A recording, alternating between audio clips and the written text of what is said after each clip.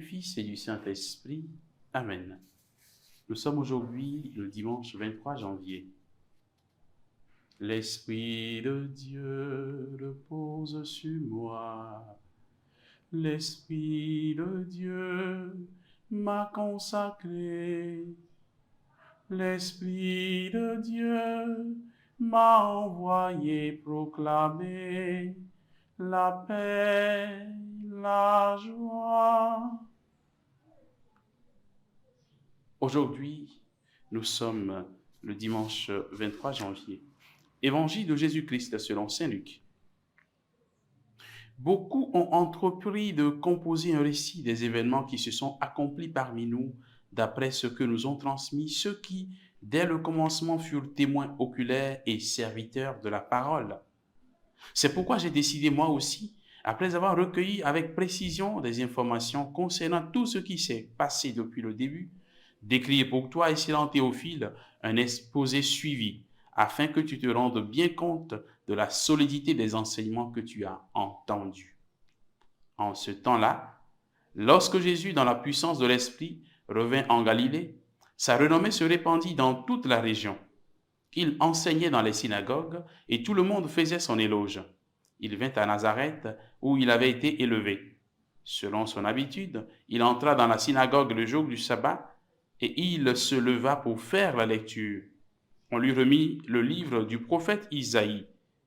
Il ouvrit le livre et trouva le passage où il est écrit « L'Esprit du Seigneur est sur moi parce que le Seigneur m'a consacré par l'onction.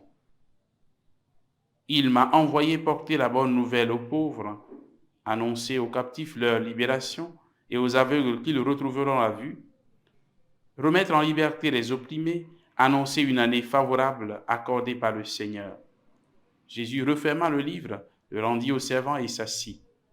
Tous, dans la synagogue, avaient les yeux fixés sur lui. Alors, il se mit à leur dire « Aujourd'hui s'accomplit ce passage de l'Écriture que vous venez d'entendre. Acclamons la parole de Dieu. Louange à toi, Seigneur Jésus. » Frères et sœurs en Christ, saint Luc nous parle de comment ont été constitués les textes des évangiles, au moins pour ce que lui nous a laissé. Personnellement, il n'était pas dans le groupe de ceux qui suivaient Jésus, les disciples qui suivaient directement Jésus.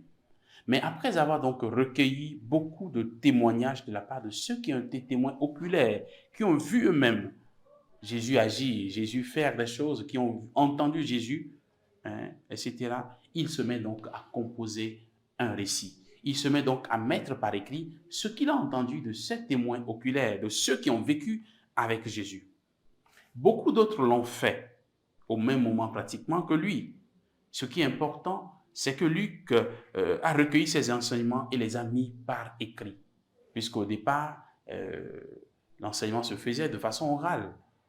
Et c'est bien après que Luc et les autres ont commencé donc à rédiger pour figer ça dans le temps, pour que les générations qui viendront après puissent recevoir l'enseignement solide et vrai, un enseignement qui n'est pas dénaturé, qui n'est pas dilué non plus.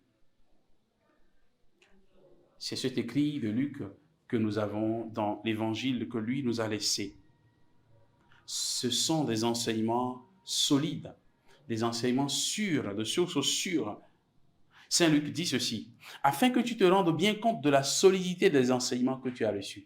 Luc dit à Théophile, j'ai recueilli des informations auprès des autres qui ont vécu avec Jésus, qui l'ont vu faire les choses, mais voilà, je mets tout ça, j'ai composé tout ce que j'ai reçu, afin que toi, qui vas recevoir et lire cela, tu puisses te rendre compte de la solidité de ces enseignements que tu reçois. Ce que nous avons dans les évangiles est parole de Dieu et nous croyons en cela. Les évangiles ne nous font pas un reportage historique comme on le ferait aujourd'hui de la vie de Jésus. Non, ce n'est pas un reportage historique. Ils nous font voir Jésus avec un regard de foi. De la Galilée jusqu'à Jérusalem où Jésus va laisser sa vie pour nous sauver. Un autre élément important qu'il faut garder aujourd'hui, qu'il faut garder en mémoire dans ce que nous avons dans l'Évangile, c'est l'aujourd'hui de Dieu. Aujourd'hui s'accomplit ce passage de l'Écriture que vous venez d'entendre. disait Jésus dans l'Évangile. La Bible, de façon générale, regorge d'écrits datant de plusieurs millénaires. Ce n'est pas en 2022 que la Bible a été rédigée. Pourtant, à travers ces écrits, la parole de Dieu s'accomplit. Pourtant, à travers ces écritures, Dieu continue de parler aujourd'hui. Dieu continue de s'adresser à son peuple aujourd'hui. Dieu continue donc de parler à son peuple. Les évangiles que nous écoutons chaque jour s'accomplissent parce qu'ils nous concernent et parce qu'ils parlent de nos vies. La parole de Dieu nous concerne, elle parle de nous, elle nous touche particulièrement. C'est pourquoi nous ne pouvons pas nous habituer en disant « cet évangile, je suis déjà habitué, j'ai déjà écouté, donc il n'y a rien de nouveau que je puisse recevoir. » Il y a toujours du nouveau que le Seigneur nous dit. Même si c'est un évangile qu'on a répété plusieurs fois pendant plusieurs années, Dieu continue chaque fois que nous entendons sa parole, il continue de nous parler, de nous dire quelque chose. Chaque jour, prenons le temps donc d'écouter Dieu. Shema Israël, écoute Israël, le Seigneur Dieu. Prenons le temps de l'écouter chaque jour. Prenons le temps de faire attention à ce qu'il veut dire pour notre vie. Faisons attention donc à ce qu'il veut pour nous, à sa volonté.